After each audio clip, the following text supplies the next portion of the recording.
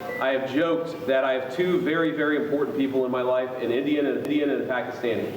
The Indian is my wife, Pakistani is Field Marshal Munir. And I've probably talked to Field Marshal Munir more than I've talked to anybody else over the last 3 months. We would not be here without his statesmanship. He is, of course, a great military leader, but I think he's shown himself to be a great diplomat. And, of course, to Sheikh Mohammed, who's an amazing friend of the United States of America, but has been also an important part of getting us to this point.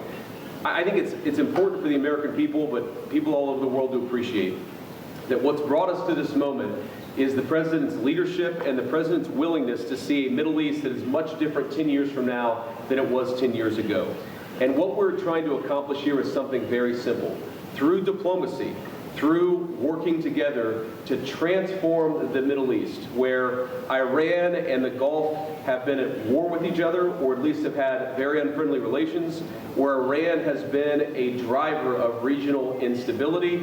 Now we see a future where everybody can work together to promote peace and prosperity for everyone. What we have already seen back home in the United States is lower gas prices. We've seen the free flow of oil and gas.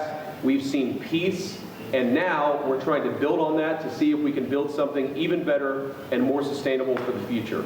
This is a historic meeting. Never before, outside of Islamabad and here, so outside the last few months, never before has the Iranian and American leadership met at such a high level. What the President has asked us to do is turn over a new leaf, to transform our relationship with the people of Iran and to extend an outstretched hand that says to the people of Iran that if your leadership is willing to give up being a driver of regional instability, if they are willing to give up nuclear weapons ambitions for the long term, then the United States is willing to fundamentally transform our relationship with that country. That is certainly our goal. We've already made great progress over just the last few hours, and I expect that we'll make additional progress in the hours to come. Thank you all. If it was just one question, Mr. Ryan, the main issue is... Let Sheikh Mohammed speak, please. First of all, I would like to welcome you here, Mr. Vice President, Mr. Prime Minister. Your leadership and Field Marshal leadership actually initiating that process, that's what brought us here today.